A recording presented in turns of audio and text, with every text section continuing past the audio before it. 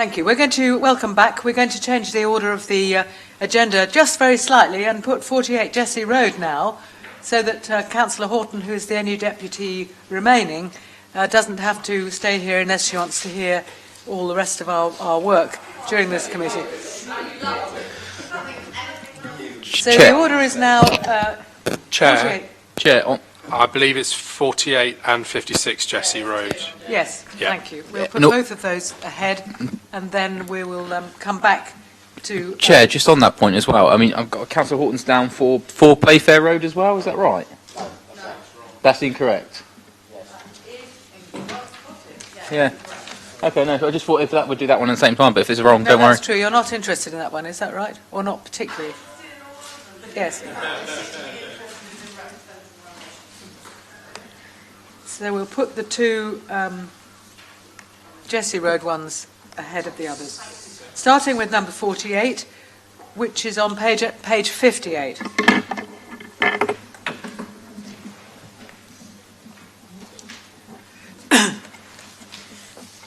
Ian, would you like to introduce this to us, please? Certainly, so that's appeared. So 48 Jessie Road. Page 58. Just make sure I'm on the right one. 48 Jessie Road. Again, the same suite of issues. You've just made it. We did start again. Because I will start again, so it's absolutely clear. 48 Jessie Road. So the same suite of images that we've seen for all the others, so not much relevant. This is an area with an abundance of HMOs already. That image will show you that. So the change here for the eagle-eyed is the change from a study, top of the image here, a second floor study converted into a bedroom. So that is that top image there, study turning into bedroom number 7. 48 Jessie Road is one of the applications which, like others we've discussed, has already gone through an appeal process. So I'll just draw your attention very briefly to paragraph 1.13 and 1.14. So again, while this is below your space standards, the communal space in this case is 26.84 square metres, the inspectorate found it to be acceptable, or to quote explicitly, would not result in inadequate living conditions for 7 persons. So that judgment was made back in August 2020. Again, exactly the same matters for consideration. Officers are advising you plan permission is not required for this change. Members will need to come to judgment on that and then progress to make a determination as to whether plan permission should be granted if they feel development has occurred, and with any conditions or obligations associated with that in a similar way as members did for 123 Talbot, which has a very similar history in terms of going through the committee and a planning inspectorate decision.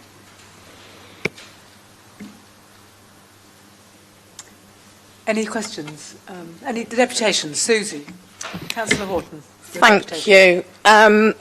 I will try and make my deputations briefer because a lot of it relates to the first one, but I do want to have the opportunity to make sure that these comments are attached to each individual application. So again, I want to start by saying that there's a need for high quality shared housing in this city, and commend the high quality HMOs that I have seen approved before. I understand that 48 Jessie Road has also been through this committee with a recommendation for refusal in June 2020. The reasons refusal were based on space standards, again 7.16 square metres short of communal space standards, and the nitrates issue. But the focus for me today is to do with whether the change for an HMO is materially different to a sui generis, and I would argue that there's absolutely materiality to the change in use.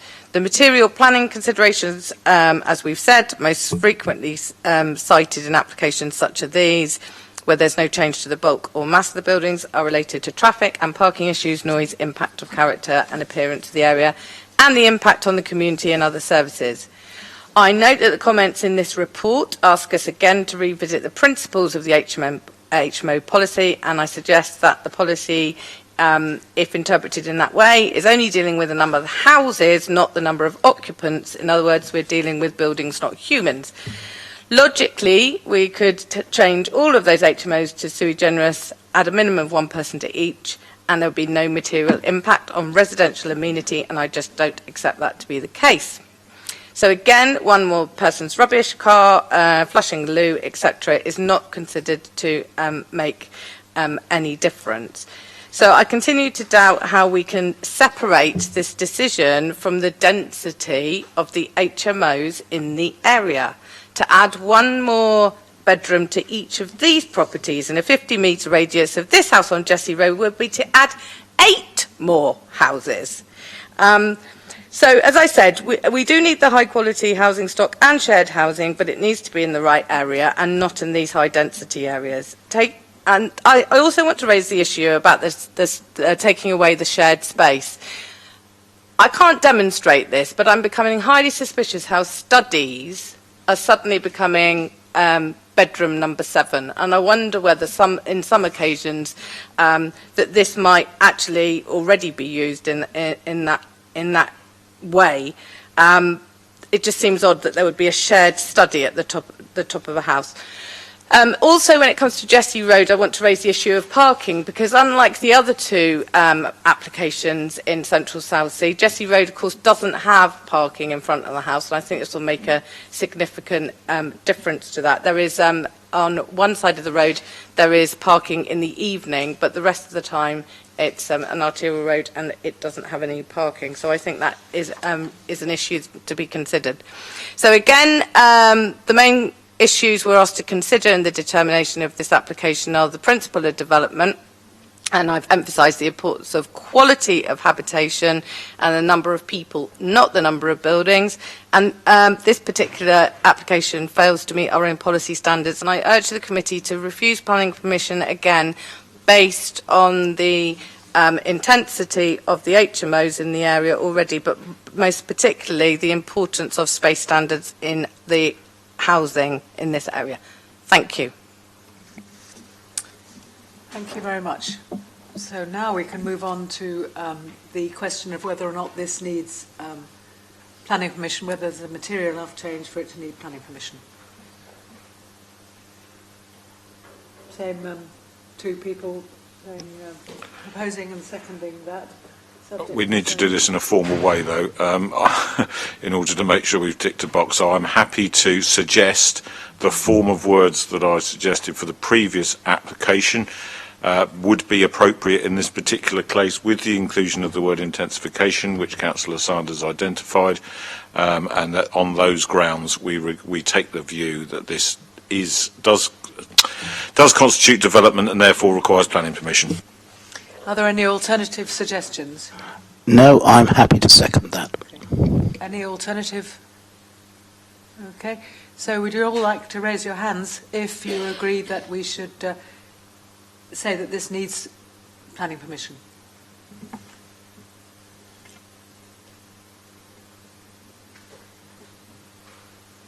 That was unanimous. Thank you very much. Now,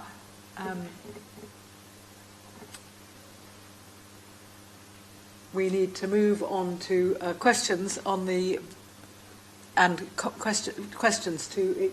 You did your report, yes, you did. So we need to move on now to questions, please, about the application. Darren. Thank you. Ian, has the applicant agreed that it will or has submitted mitigation measures to deal with the inspector's refusal? Yes, the applicant has agreed to make that submission. It will need to still be done after the resolution to grant, should that occur today, to finish off. So again, it would be a resolve subject to, but they have agreed to make it in principle if necessary. For members' clarity, that's the case for every single item on the agenda, just to save you having to go through that question many times. Linda. Ian, would it be likely that because the inspector here has said that there's adequate living conditions, that if we were to refuse and it were to go to appeal, is the likelihood that it would be lost?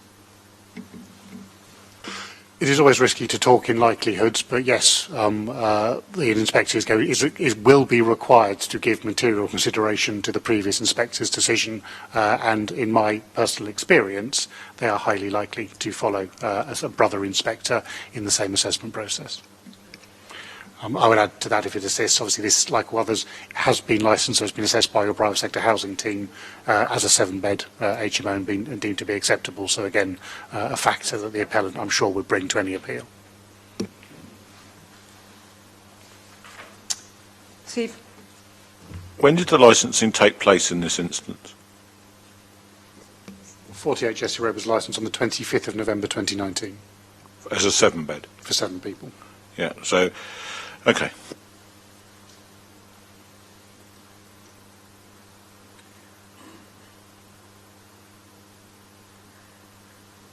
One from the chair. Do you think it might be the case that if we go on weakening, in effect weakening our own space standards policy, that it'd be more difficult for us to negotiate new requirements when we do our local plan that uphold good space standards? A fairly hypothetical question, I would suggest. It is hypothetical, but it's This does not weaken your space standard policy. This is guidance, not policy, to be absolutely clear, and guidance requires to be interpreted on an individual case-by-case basis. That has always been the case, and it will always be the case that, irrespective of what numerical number you put into it, the individual merits of the individual layout, orientation, content, etc., will be another factor which is much harder to describe in a pithy 34, pithy 22.5.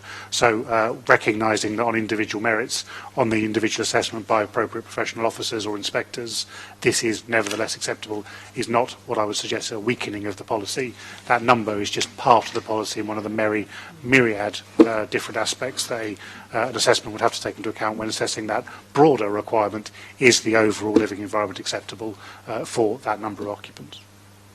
Thank you. Any proposals to move forward with a planning permission or a planning? We're on comments, yes. I'm asking for any comments now or proposals. Darren. Our comments, which I think is something that we're establishing in this meeting. 2 things. Firstly, the space standards are currently out for consultation, or the licensing space standards are currently out for consultation. The consultation started this week as part of the package around, if people want, introducing licensing of small HMOs. So that's under discussion. There is opposition to our space standards from landlords, particularly, but that's a matter that will be out for consultation. But I just thought the committee should know that that's knocking around. As far as the general point is concerned, we judge each application on its merits, but the combined living space of this one is identical to one we have assessed earlier. And from my knowledge of this committee, space standards is important to people. So if we are consistent with what we went before, given it's the same size and judged against the same thing, then logic would dictate that we would have to refuse this. And if that really matters to people, then that is the sensible way forwards, I would suggest. But I'd be grateful to hear other comments. Steve? Yeah, I've got a comment. I'm going to withhold a final view on this at the moment, but Councillor Horton referred in her deputation to the, I think she put it probably more subtly than I will. We've known for a long time that the study bedrooms and various other names that they have, or the fake lounge that's never used as a lounge, and previously represented a ward that was absolutely littered with HMOs and did battle with a number of landlords who were frankly just having a laugh if they thought that we had any intention whatsoever of ever enforcing anything. And I've got pictures of rooms full of bicycles and rubbish piled up. We've got subterranean lounges and inverted commas that were dug out against the advice of building control, but they went ahead and did it anyway. There's what I always refer to as the wedding cake house. I can't remember if it's in Eton or Harrow Road, but it's basically just a series of decreasing size boxes, all clad in UPVC plastic, stuck on the back of a two up, two down house. And for the newer members of the committee, I think it is important to draw out what happens here. is that a landlord will buy a 2 up, 2 down house that is capable of whatever the use class that it falls into. It's capable of supporting 2, perhaps 3 individuals if there was previously dining room and a lounge living there. So, but that falls within C4 because they're not related individuals. Then they proceed to use all of the PD rights that they possibly can get hold of to increase it up to 6, knowing that that still stays within C4, so that when these applications come back to us at the planning committee to go from C4 to sui generis, it always looks like we're going from 6 people to 7 people, and that's the explanation that we always get from the planning officers. I understand the way it works, but in reality it means that something was granted planning permission in many circumstances with whatever the planning class is. The physical reality of the property was that 3 people could live in it. By the time we next see it, 6 people are living in it because they've gone away and done the PD and got the private sector licensing to license it for 6. And then it comes to the planning committee and it's only going from this to this, it's 1 extra person. But the effect of this over time in communities is absolutely catastrophic in terms of the impact that it has on them. And, you know, I've not thousands of doors with Susie in Central Southsea, and the number of times we've got to the end of a session and just wanted to cry at the state of the place, and, you know, time and time again, telling students, take your bins in. The enforcement around that's not good enough. So all of this does need to be looked at, and we shouldn't hide away from the fact that, you know, we are failing some of our communities in the way that we are doing this, and we have been for a very long time, whoever's been running the council. And it is something we do need to resolve, and it is stuff that we need to make sure that we are going to resolve in the new local plan so that it carries more significant weight than guidance does, and I'll be pushing very hard, and I'm sure every member of this committee will, because of the difficulties we have with this, to make sure that we are embedding space standards and high standards of quality accommodation within that plan, so the inspector doesn't have the opportunity to just turn it out, and as they've said on a number of these applications, it doesn't have the weight of the development plan would. Well, we need to make damn sure that it does, because removing fake studies that didn't exist, I'm not saying that's true in this case, but we know it hasn't happened in others, and just relabeling this as a bedroom and removing communal space that was deemed important in the first place to do it is just not on. And I understand that developers want to make money, but actually I don't care, because that's their choice. You can run any kind of business you like, but you make a choice to do that. But it's not the choice of residents to live in substandard and insufficient accommodation to provide them with a good quality of life. And these are not just students, they're often people who can't afford any other form of living other than shared accommodation, and they deserve to have better than they're getting from some landlords at the moment. So I'm really quite upset to see that the inspector in this case allowed the removal of communal space that was clearly needed by the standards of our policy in order to enable a landlord to make some more money out of an extra bedroom.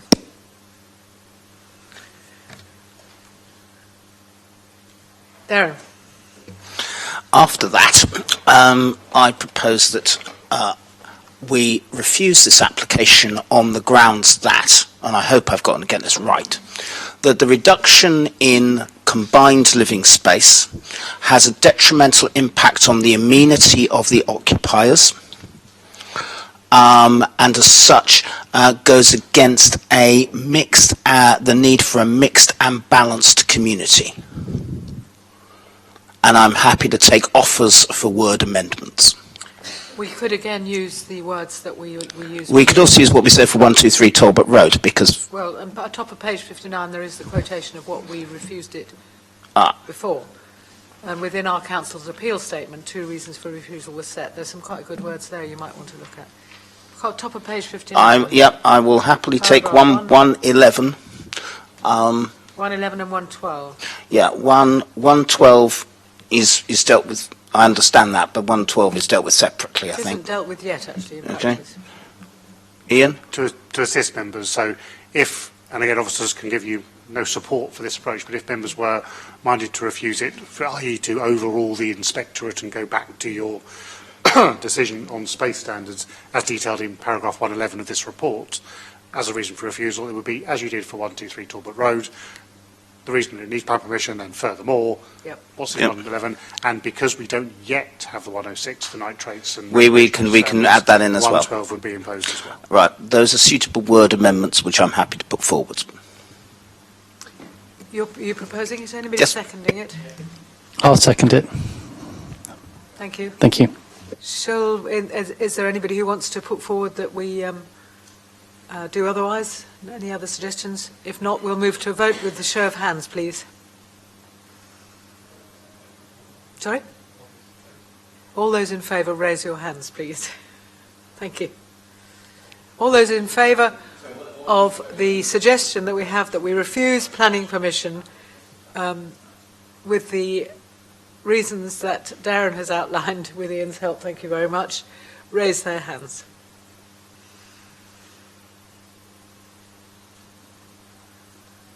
That's a clear majority of... Do you want to take down the numbers?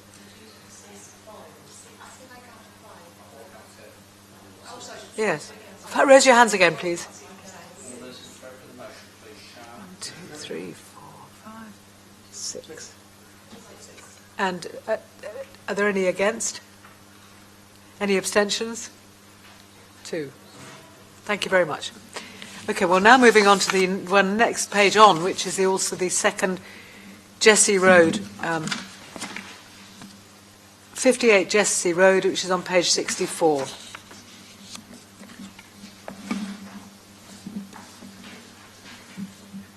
Ian. 3764, yes. And here we have, well, Henry Thorpe has gone, but he was going to make the same objection again. He told us to tell you. And Councillor Horton, are you going to give an objection on this one? Yes, good, that's fine. Ian.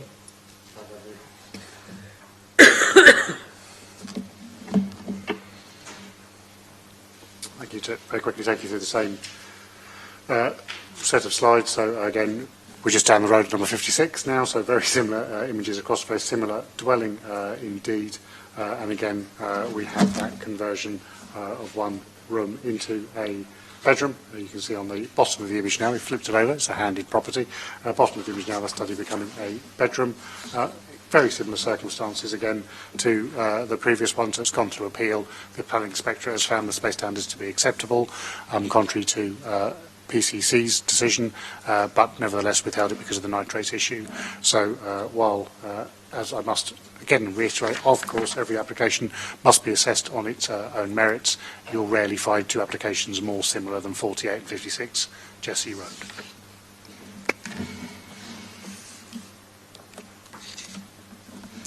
Any general questions about deputations? Sorry, Susie. Yep.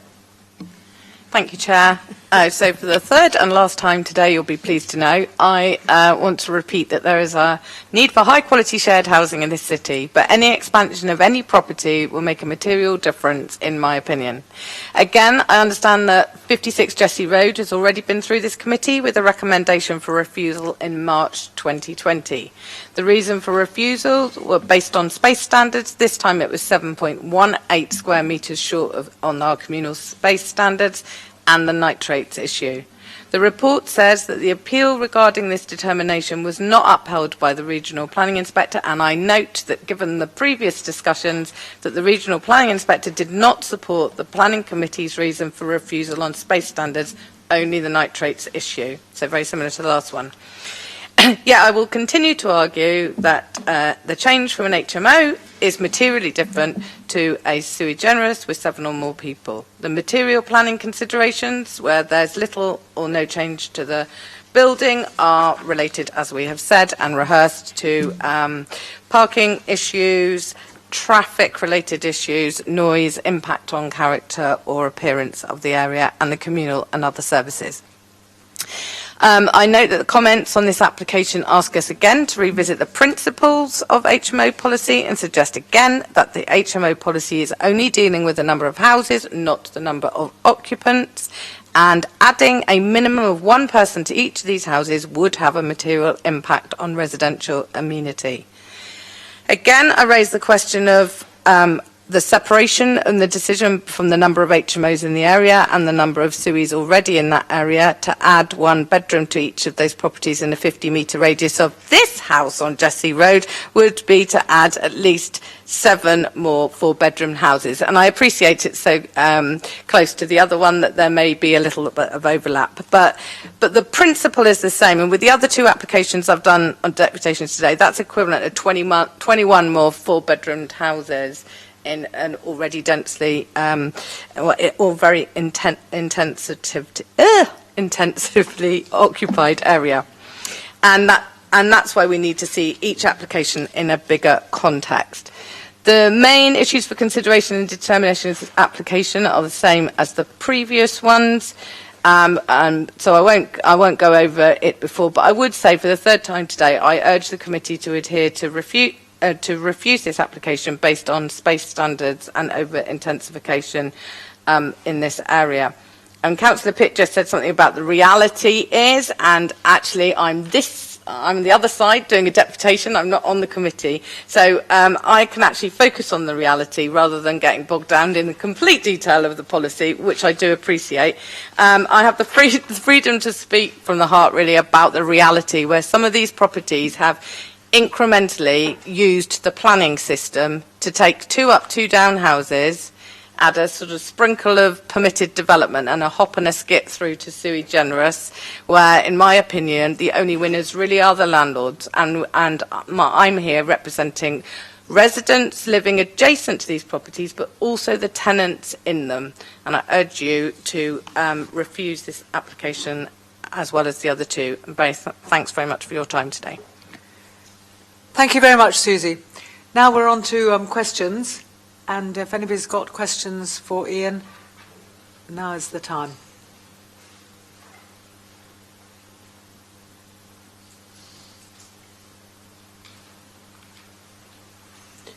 While people are thinking about it, I've got one question. Is it the case that in this one people are going to have to share bathrooms much more than in the previous ones? There's one, I think on the first floor, are they all sharing one bathroom, 3 people, and then on the ground floor, 2 people sharing. Top floor, they have 1 each. Is that right? I haven't done a direct comparison, but both the floor plans are in there, so I'm sure they provide for that clarity. No, I think they look pretty identical to me. We've got a shower room on the 2nd floor, the top floor, and a bathroom and a toilet, and then a single bathroom on the 1st floor and a single bathroom on the ground floor. So they are on that basis identical, and they're comparing the floor plans on page 61 and 67 or 34 and 40, depending on how your packs are numbered. Yeah, they're very similar. Yes, thank you. Thank you. Any further questions? No? Okay. Shall we move on to the question then of whether or not this needs planning permission, whether there's enough material change for it to require a planning permission? Steve? I refer the honourable member to the answer I gave some moments ago. And in real terms, the previous wording that we have used today, I believe, is relevant to this particular application, and would recommend that as a proposal to the committee. Thank you. And I'm happy to second that proposal. I think Scott might have beaten you to it this time. Yeah, I did actually. It's all right. He gets used to that, don't worry. No, I'll happily second that one. Okay, good, thank you. So having agreed that it does require planning permission, we need to decide whether or not we would grant planning permission or whether we would not. Voting on that, yes. Sorry, I'm so sorry. Would you all like to raise your hands in favour of that motion that it requires planning permission?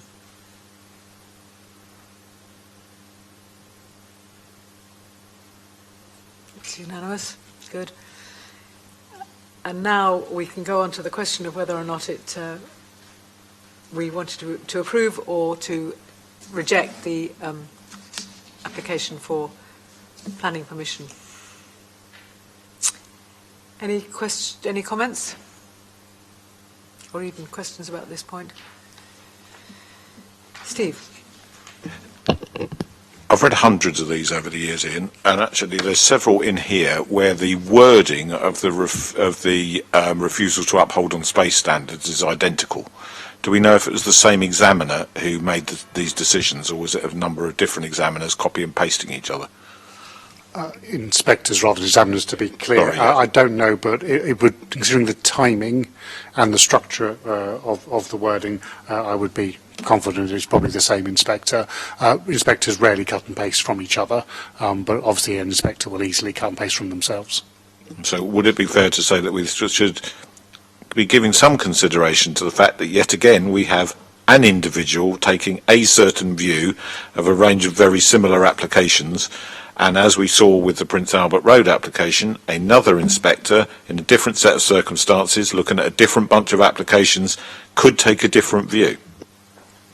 Would it be fair to say that's not the way the inspectorate would look at it? They would judge that the planning inspectorate and the duly appointed and trained inspectors come to that conclusion.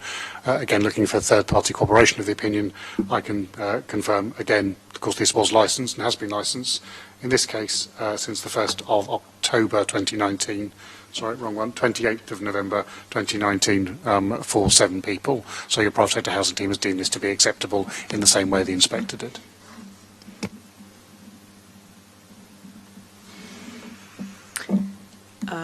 Nevertheless, the space standards are very similar to the previous application. It's got 2 over 10 metres squared, but the rest are of a similar nature to the previous application. Can I hear a proposal either way from anybody? Darren. I repeat the one for 48 Jesse Road, please. Given that the actual combined living space is 0.02 square metres smaller than existed before, than the previous one, and space standards clearly seems to be an issue. I therefore propose that we refuse this application for the reasons I gave for the reasons we agreed for 48 Jesse Road. Is there a seconder for that? I'll before I second come on that. to Scott? Okay. I was going to quite happily second that one, thank you. Are you seconding that? Yeah, I'll second that one, Chair, Yeah, thank you. Okay. So we have a proposal and a seconder. Do we have any other proposals? So in which case I would like us to move to the vote. Could you show your hands if you hands up if you think we should refuse this application for planning permission?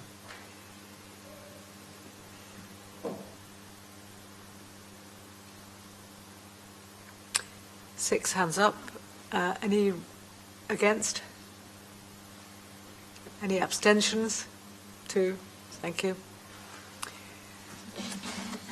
So, you happy with the numbers there? Good. So now we're going to move back to the application at 34 Queen's Road, which is on page 47. Page 47, 34 Queen's Road.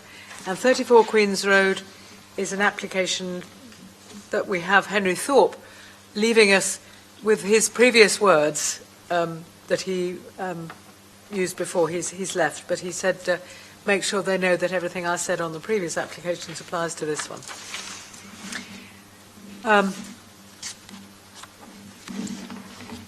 Ian. Thank you. So, obviously incumbent upon me to advise you again, plan permission not required, so judgment needed should members wish to disagree with that. Slightly different layout, a different density of homes in this part of the city than the ones we've just looked at in Jesse.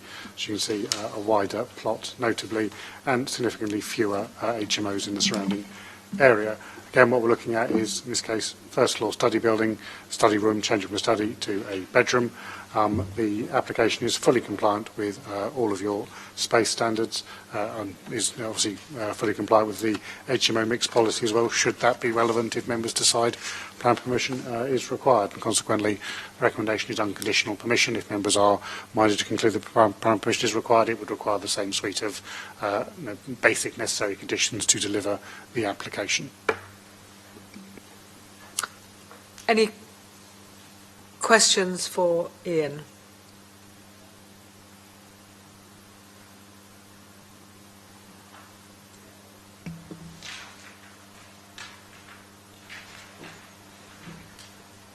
George? Can Ian confirm when this was licensed as a 7-person HRO, please?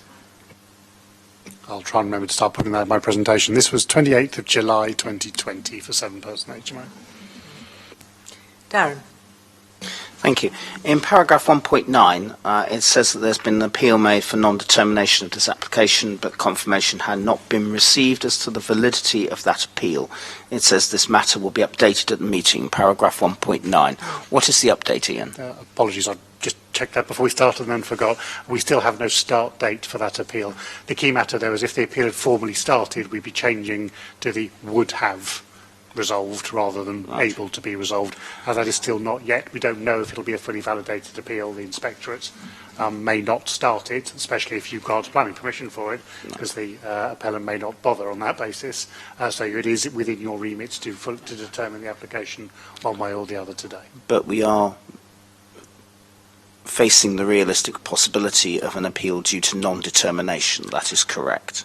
Yes and no in a way, because you are coming to make a decision today. If you refuse it, I'm sure that the appellant would change their appeal to an appeal against refusal. If you grant it, they would be unable to make an appeal against non-determination because it's now determined. So in fact, the appeal against non-determination is almost inevitable to fall away, but exactly how will depend on the decision of this committee. What if we decided it didn't need planning permission?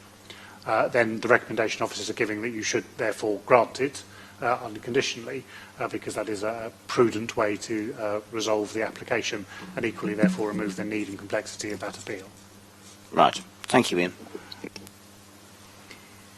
Any further questions for Ian?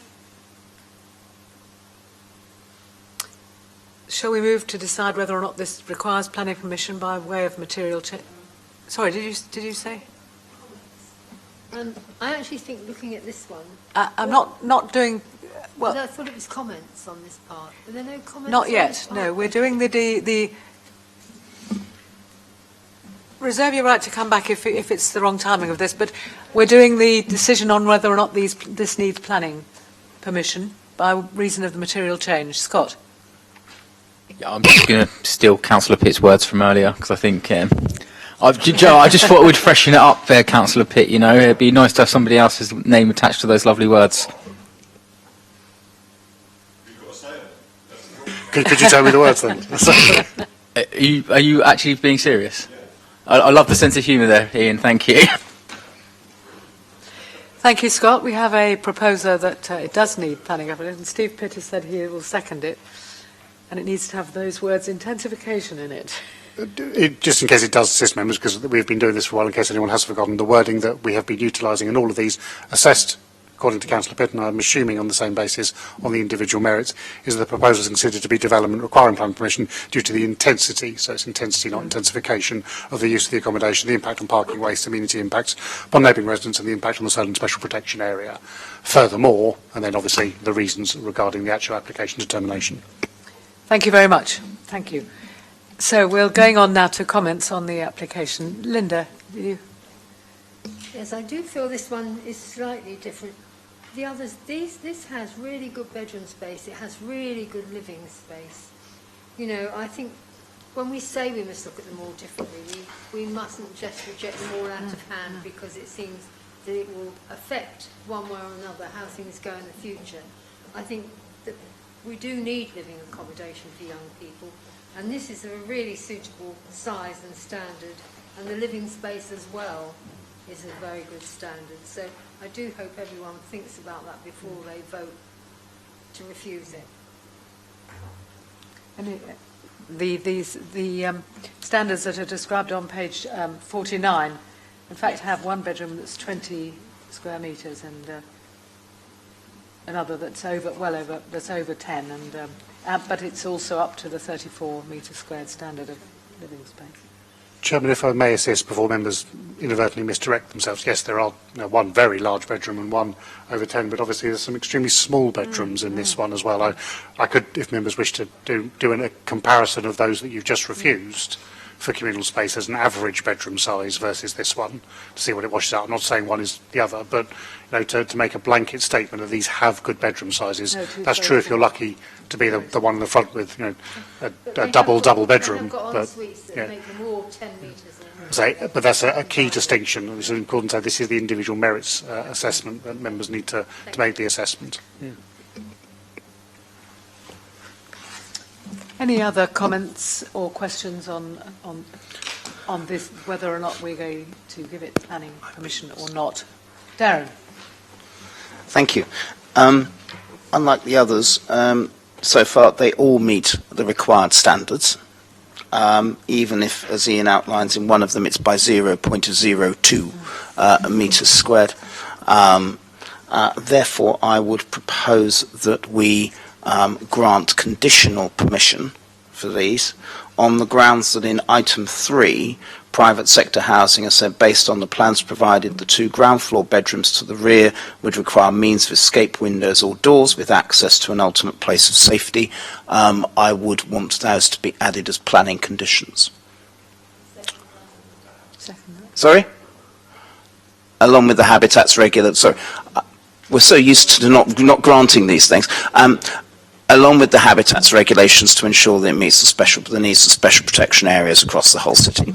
Can we add that additional condition, Ian, about the means of escape? That's a new one for us. And also, for colleagues, I'm very aware of the emails that we have received from the Portsmouth and District Private Landlords Association, which has talked about a greater synergy, a greater alignment between planning and licensing conditions. I think this is a good case in point of that.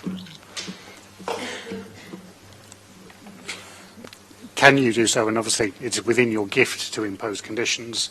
Would such a condition survive an appeal? No, would be my advice. Conditions should not be imposed where they are duly matters dealt with by other legislative regimes. In this case, building control would deal with means of escape. Indeed, licensing should also deal with means of escape. They've clearly decided in this circumstance they're willing to license the property. I said I was going to put it in the presentation and then forgot to do so. 34 Queen's Road was licensed on the 28th of July 2020 for 7 people. So it is within their gift to do it, but they may similarly have felt that this is a matter that building control would be able to resolve. As both those regimes are better placed to deal with that matter, it would not pass the necessary legal test for a condition, in my view, to make that requirement upon them. That said, you can choose to do so contrary to my advice, and I doubt the applicant's going to have a particular concern because obviously it's something they need to do anyway. Just if you want me to serve a breach of condition notice on it, I will refuse to do so. I have to say this was a bit of my thinking, Ian, in that it's private sector housing which has been suggesting this, and as part of the licence they almost certainly will have to do it anyway. By including it as a planning condition, that will also create a sense of, well, this really does have to be done. I would say be extremely cautious to imply one regime into another. The law is quite clear. You should not do that, and consequently I'm in no position to recommend that you do that. I can see from a pragmatic point of view why the applicant couldn't care less which part of the council is asking him to do it, but my job is obviously to advise you what the clear and statutorily defined requirements of a planning condition are. Well, then I would suggest that then if there's 2 options which I would throw out for this particular thing. The first is to do that, which is a condition, and the second is to add it as an informative with a very strong recommendation that building control deals with the issue. That seems to me the better. But I leave that up to committee colleagues. I'll go with what most people think. To assist, obviously, informatives perfectly reasonable way. They're informatives for the applicant, so rather than advising building controller, would be advising the applicant that they should deal with this matter that's been identified by private sector housing. Obviously, they can do that with any one of the agencies necessary to do so. I can see the desire of having the 2 departments working together, but this probably isn't the way to do it in this today. Would you be happy with an informative? Yes, I would be. Thank you. Good. So, do I have any alternative? We have a proposer here. Do we have a seconder for that? Linda will second it. Okay.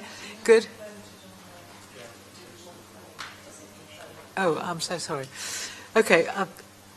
Let's first vote on whether we think this needs planning permission. I thought we did.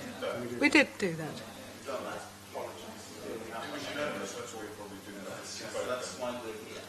I thought we did. I was advised we hadn't done it. Do you want some more numbers out of us?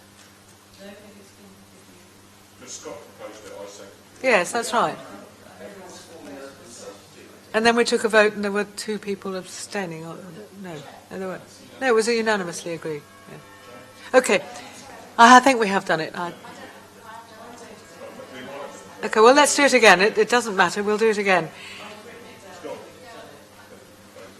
Okay, Scott, will you please propose that it needs planning permission? Yes, I'll propose it with those lovely words from Councillor Pitt again.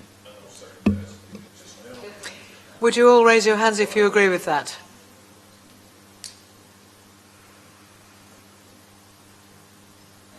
Thank you very much. Thank you for the reminder. We now have... we're now in a position to go back to asking for... We've got a proposer for this and a seconder. Linda's seconded it, that we want to give this planning permission. And would you all raise your hands? Chairman, if I may, can I just be sure for the purpose of the minutes, that is with the informative I mentioned, Yes. and also the 3 standard conditions, time limit, approved plans, and that necessary for nitrates and recreational disturbance. And of course, it's resolving to grant subject to that 106 obligation. Thank you very much indeed. Yes, that's correct. Yep. Could I ask you to raise your hands if you agree that we should give it planning permission, subject to those conditions? Okay, have you counted those? And is there anybody against? Any abstentions? 2. Thank you very much. We're now moving on to application number 5, the 85 Margate Road, page 53 in the report pack, page 53, 85 Margate Road. And on this one, again, we have Henry Thorpe wanting us to... I don't know if he is actually wanting us to... No, he is. Henry Thorpe wanting us to channel his previous deputation. Ian, could you take us through 85 Margate Road, please? Certainly. So this is an application, again, same set of imagery that members will see from other presentations, an area with a significant number of HMOs already. Here we have, as you can see on the far right image there, that study on that upper floor becoming bedroom 7 in this case.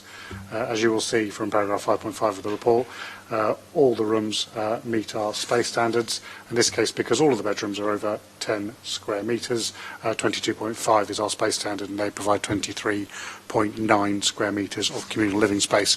The same proposal and issues arise.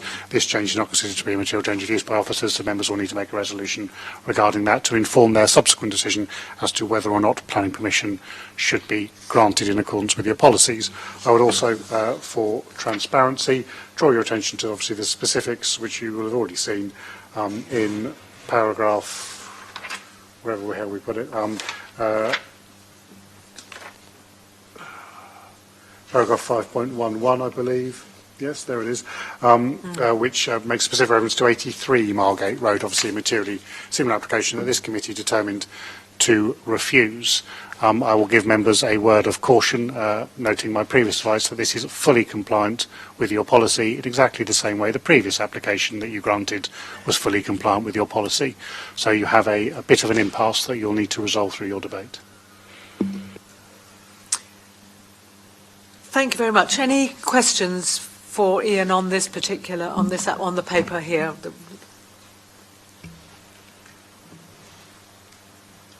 George. Can Ian please confirm when this property was licensed as a 7-person HMO? Apologies. 85 Margate Road was licensed on the 21st of May 2020.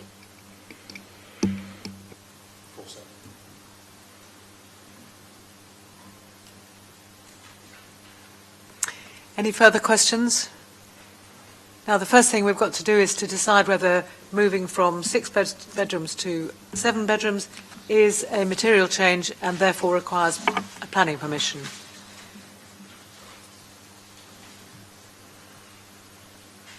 Any comments or recommendations on that question? Steve? now that Scott's decided it's not that important for him to propose it, I'm happy to, on the basis of the wording that we've used in the previous applications, which I do believe are material and relevant to this application. Have a seconder to that? It's not that I don't care, I just want to give Councillor Pitt his thunder back, so I'll happily second that. Thank you, Scott. So we have a proposer and a seconder, and can I ask you to raise your hands if you agree that this requires planning permission because it's a material change?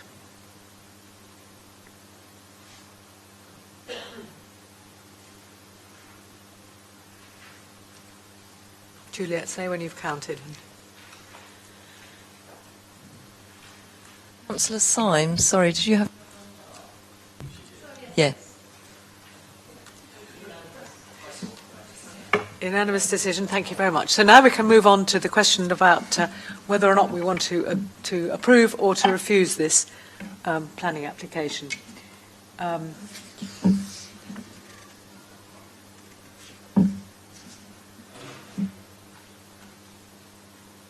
I believe I voted for it last time round because of the size of the rooms when we last looked at it, although it was I was in the minority.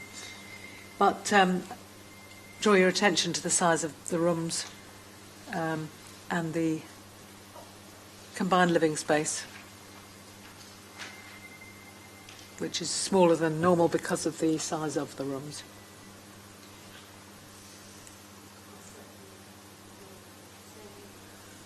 Okay, I'll propose that from the chair then. And you would second it, would you, Linda? But we haven't had... Sorry? Yes. But we may have other proposals in the room and other people who want to refuse it or to discuss it further, comment further. Chairman, while members are considering that, I would assume your proposal to grant it was subject to those 3 standard conditions and a resolution regarding Section 106 for nitrates and recreational disturbance. Certainly, indeed. Thank you very much. We might have some counter-proposal. No? Okay, well, can I ask you all to raise hands if you think we should approve this planning application subject to the 3 or 4 conditions that we've had before on this? If you raise your hands. Yeah. 3, 4. 3.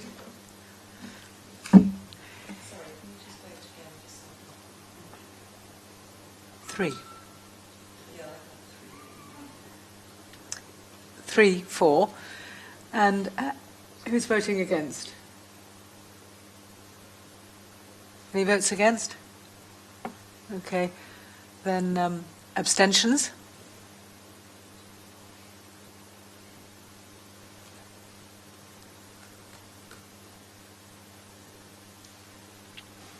Are you happy with the numbers, Juliet? Thank you. Now we're moving on to the last page here, again. Yep. From having done the 2 Jessie Road applications, we are on number 8, going to page 70. Page 70.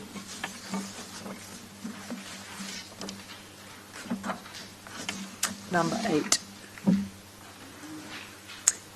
Ian, could you introduce this to us? So this one is different because it doesn't specify 7 people, I don't think. So indeed, this is for Playfair.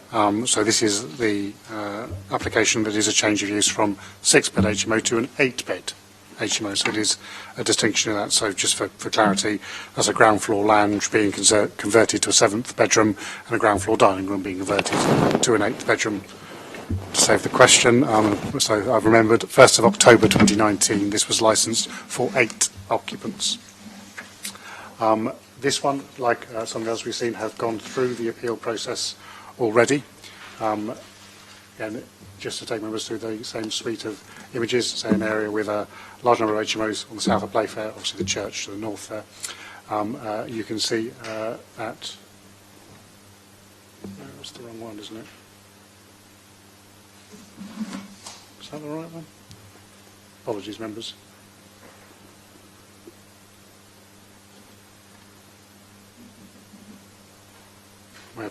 If you'll just bear with me, apologies, I think I may have got my slides misordered. It's paragraph 1.12, I think you're looking for.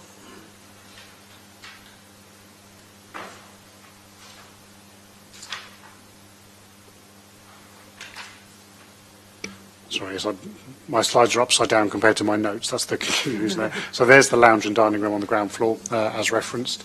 As you can see, converting into 2 bedrooms on that point as well. As I said, this has gone through the appeal before. We've raised a couple of times whether things will have changed between those circumstances.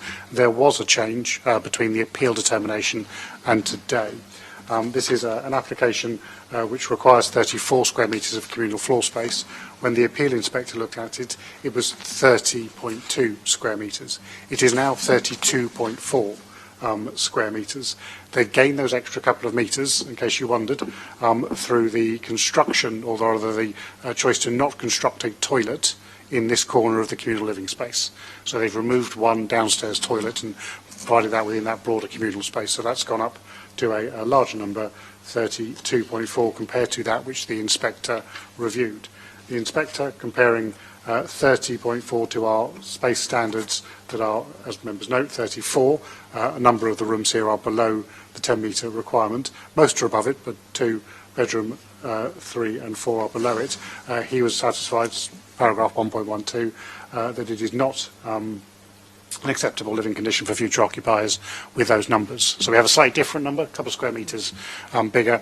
Officers are of the opinion that plan permission is not required for this change, which is an overriding issue irrespective of the space standards, but and I would not wish to prejudge members' judgment if they come to the same conclusion of materiality of a change of use.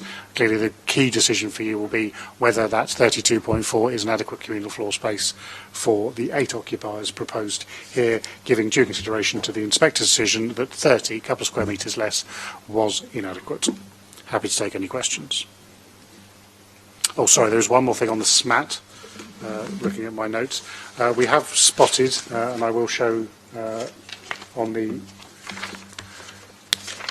photographs of the site, the existing development hasn't included a lean-to conservatory structure, which is to the rear of the dining room in the current scheme. Obviously, that's becoming a bedroom and therefore would be removed as part of that proposal. So there's a slight error in the existing floor plans. Doesn't in any way change the recommendation we're doing. Obviously, they would have to make necessary appropriate alterations to that, should they wish, for the amenity benefit of that occupier of the 8th bedroom. Indeed, that area is shown as an area for cycle storage in their proposed 8-bedroom occupation. And while we're on the SMAT, we have got we've probably all read the objection from Councillor Jeffrey. Who is Councillor Jeffrey? Chair. Councillor Jeffrey on the back of the SMAT. Chair, Councillor Simpson's got his hand up. I'm just...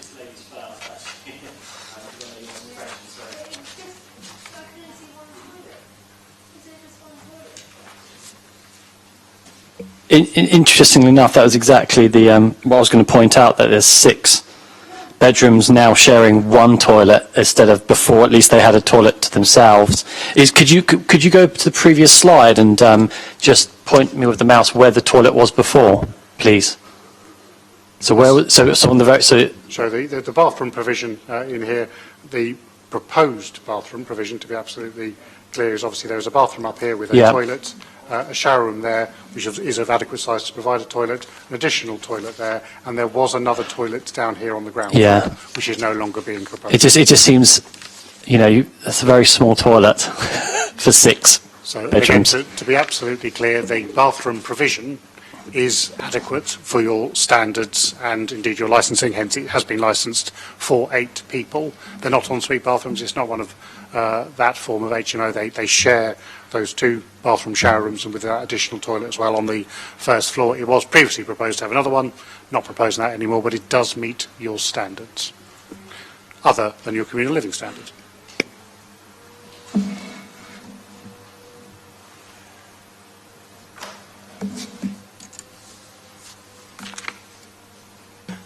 Through you, Chair. Ian, what was Thank you. What was the combined living space of the refused application? From memory, 30.2 square metres. So it's gone up from 30.2 to 32. 32.4. Thank you for that, Ian.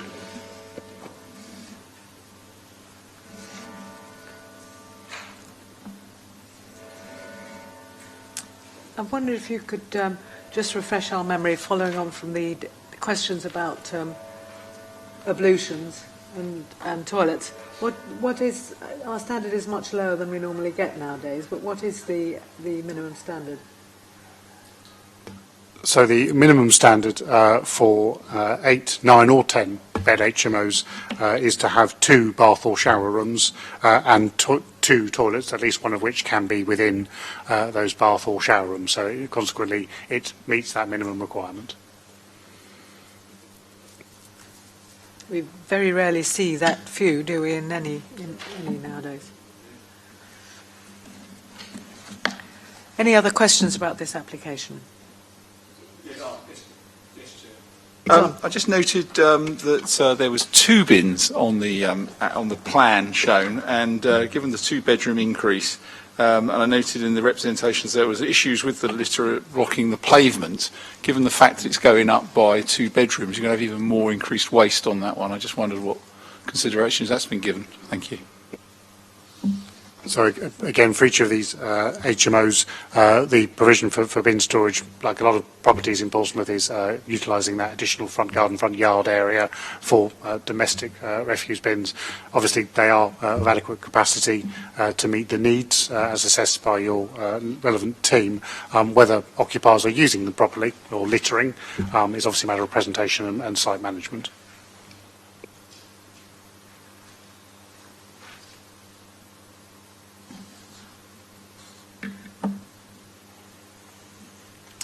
Any further questions on that before we move to whether or not it needs planning permission?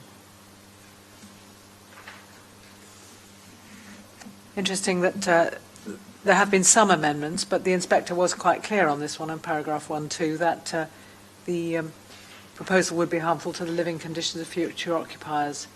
But we have had some changes since then.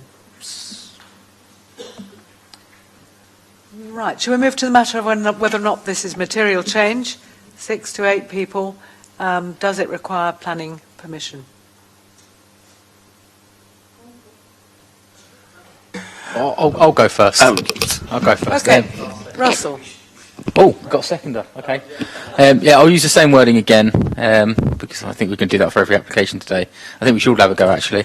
But yeah, I'll propose that. And I'll second it. Thank you. Are we all right with the wording, Ian? On the basis members are happy with the previous wording applied to the specific circumstances of this case, yes. I think we are. Thank you very much. And now I'd like you to show of hands if you want to approve the fact that we think this is a planning application.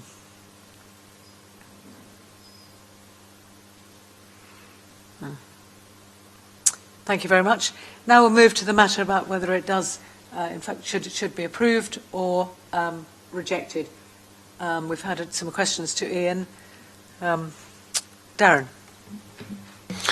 I would like to propose that this application is refused on the grounds that the proposal would be harmful to the living conditions of future occupiers having particular regard to the internal space provision. As such, the proposal would be contrary to policy PCS 23, section 12 of the framework and guidance in the SPD. And that is because the combined living space remains below the required standard, and given that that was the main reason why this is here again, that would seem the most prudent way forwards. Would anybody like to second that? I'd like to add to it, if it's okay, because I'm just very conscious here that we are on in difficult territory. Can we add in the specific comments of the inspector on page 73, where he or she goes on to say, as such, part of the room function as a thoroughfare through the living and dining spaces to the rear garden and kitchen. So because actually they haven't focused on the fact that it was 2 or 3 metres squared short of the 34 metres, they've actually referred to the functionality of the space providing poor amenity. And I think in this issue we need to make sure that that's reflected, so that we're agreeing with the inspector very specifically, and hopefully the new inspector looking at the case, when it inevitably goes for appeal, will say that we've upheld the inspector's view and therefore we might have a chance of not losing. I'm happy to accept those Are amendments. you suggesting that we go right to the end of that paragraph, because he's really gone, or he or she has said that... Yes, all of it. Just chuck the lot in. I think that would be wise too. So there's a proposal, and have a seconder for that? I'll second that. Thank you very much. A proposer and a seconder for that, given the reasons are described already, quoting what the inspector said before, right down to the end of the paragraph where it says occupants, and the need for a 106 agreement for nitrates mitigation. Are there any other proposals? Is there anybody who wants to put a counter proposal that we accept this application and approve it? No? Okay. If you'd like to raise your hands if you think we ought to refuse this planning application. Thank you very much. That's great. So the next one we're dealing with is 3 Playfair Road. This is an opposite, presumably, on number page 76 in your report. We don't have any particular deputations for this one. Henry Thorpe wants to be remembered, but also don't forget on the SMAT we have the full objection from Councillor Jeffrey for these applications as well, including this one, just to draw your attention to that on the SMAT. And, yeah, that's...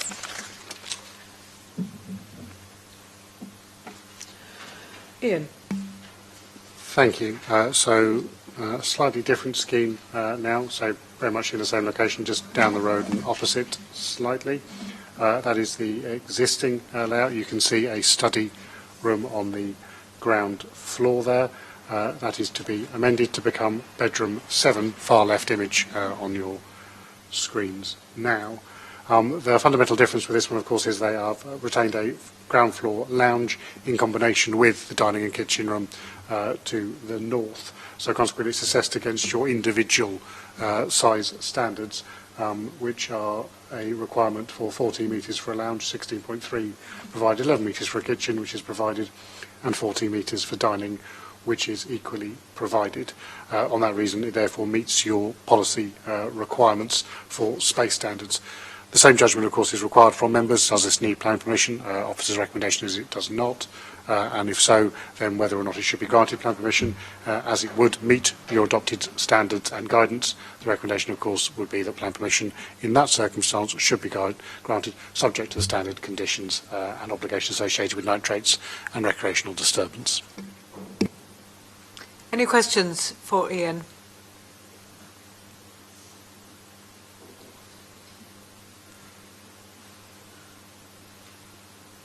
So we reached the area provided on the communal spaces by adding together the lounge, the kitchen and the dining room, is that right?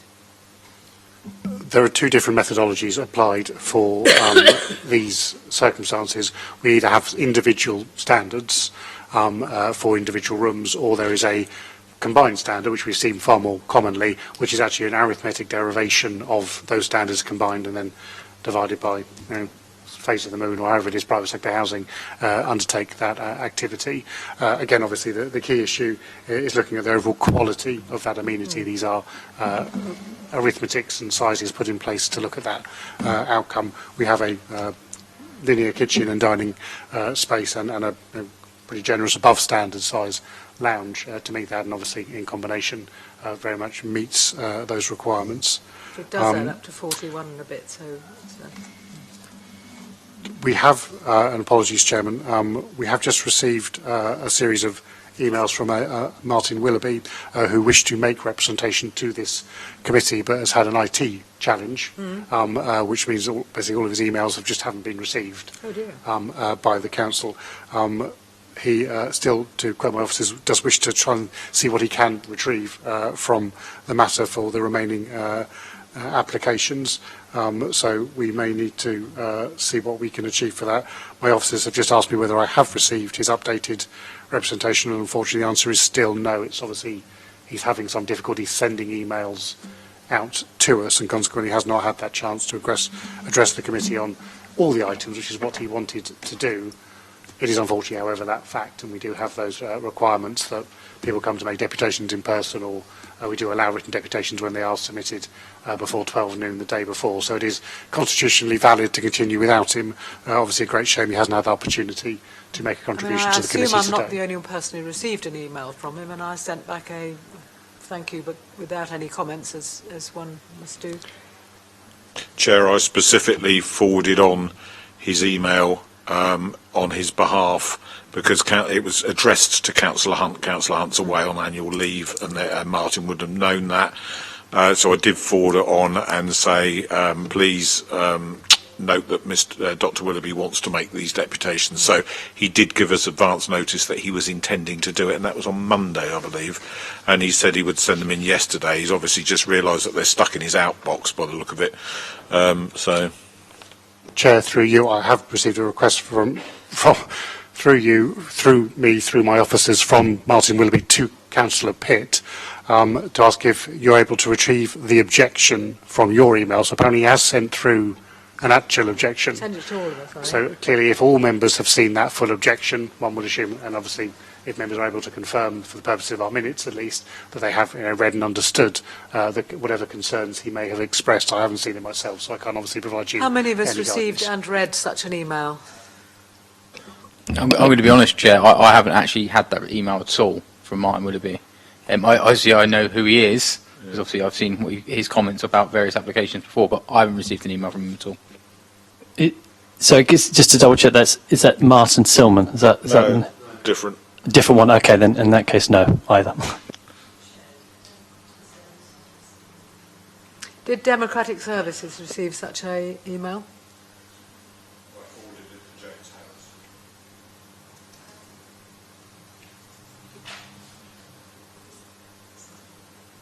I mean, this is quite hard, but presumably if he has failed one way or another to get it through to us, carrier pigeon or being here or walking, we can't officially take it into account. Yeah, Chair, unfortunately if it hasn't come through to myself or to they're the two listed in the Constitution that have to receive it, so with all due respect, sending it to all the members, far quicker way of doing it, but doesn't meet our requirements, so you're under no obligation to have any concerns about the decisions you've made, nor indeed to do anything about the fact you haven't received it yet. However, my officers have confirmed they have now managed to get it from him, obviously resolving that IT department. If members wished another comfort break, we could obviously get printed copies of that delivered over to the council chamber, and you could read those before you continue your debate of both 3 Playfair and the other 3 items on the agenda. What do those of us who read it think? I mean, it was a... Chair, if I may, I don't think that would be an appropriate course of action, because we should have had that before we started. Adjourning it so we can then read it, I mean, would plug a hole, but I think with the greatest respect, it might be best to defer the item, because we've already started it. It's all of them that's remaining. This is the thing, but I mean, that's unfortunate. I think it's a hard thing to describe. I mean, I personally am a stickler for process, as Mr. Maguire probably knows. I like to ensure that we're doing things in a correct manner. I don't know how we can proceed on that basis. I really don't. I think I find. If I may assist the chair, then, if you wish to be a stickler for process, then you should say we share his disappointment that he was unable to get it to us in accordance with our timeline, and ignore that representation. However, as some members have seen it and have had the benefits of his wisdom for the next 4 items, clearly the members could take that similar benefit. That would not be a particular departure from process, and that resident who obviously has put a lot of effort, I know, into making representations to this committee over a long period of time would have that opportunity to at least address a third of the items on today's agenda. On that, through you, Chair, I mean, I think Ian's just made a good point that some members have seen it and some members haven't. So if we do proceed, I mean, if we're doing it in the correct way, that that Ian's described, we would disregard it, but then obviously members have already read it. So those members who have read it might come to a different opinion than the members that haven't read it. So we have to strike a balance here between obviously the process that we need to do correctly and also the fact that the resident has done things in the correct manner as well. So, I mean, it falls on you, Chair, which way you want to steer that. He's got the thing to us, and it is possible to get things to us in other ways than email if your email goes down. I think we should stick with our procedures. I wouldn't have said, having skimmed it, that it's changed my... Well, it adds to what I know about HMOs, but I don't think it adds any more than that. Steve, you read it as well? Well, only because it was me that forwarded on his email to James Harrison Dem Services. So regardless of what issues Martin may or may not have had with IT and how that affects our process, nevertheless, there shouldn't have been a problem between me forwarding it to so that, in other words, we're not taking his word for it that he's had IT issues in the same way that we would be if that hadn't happened, if you see what I'm saying. So I did forward it to James Harris on Monday and asked James to please, because I'd been away for a while, just to please confirm with Martin who he should submit the deputation to. So I was very explicit. I also referred James to the fact that Martin had identified a number of applications that he wanted that deputation to be relevant to, and could that please be noted for the committee since he wouldn't be here in person to read it out. So I think I added to the contact that he'd made, and given that, it's up for the committee to decide what action they take, but I can only tell you what happened. And there should be an email in a Portsmouth City Council inbox to verify it. What do we all think? Darren? I know this email. I know he's going to make a deputation because I'm in on an email which said that he was going to make a deputation, but I've not seen it. He also said it applied to all 11 applications, so everything except Prince Albert Road. So therefore, we have pursued some, but not others. I do think, though, now this issue has come to our attention, that perhaps 5 or 10 minutes, a 5 or 10 minute break whilst this is just processed somewhere is probably the least worst option, given that I know that Steve forwarded stuff onto Democratic Services. Would it make a difference that we've got done half the meeting without it and half the other third with? I think it would do normally, but it is the East St Thomas Neighbourhood Forum, and all the remaining applications on the agenda today are in East St Thomas, and therefore, and we've only dealt with one of them, which we've rejected. And he's asking us to reject them, so there's no conflict there. Okay, well then I think we would take up your... How quickly could you get these copies to us? In anticipation of the conclusion, they are being printed and brought over as we speak. Thank you very much. We'll decide that sounds fair. All we want to do is to be fair with people and do our best without bending the rules excessively. So, if you want to go and have another little break for... Yes, thank you. How long do you think it's going to take?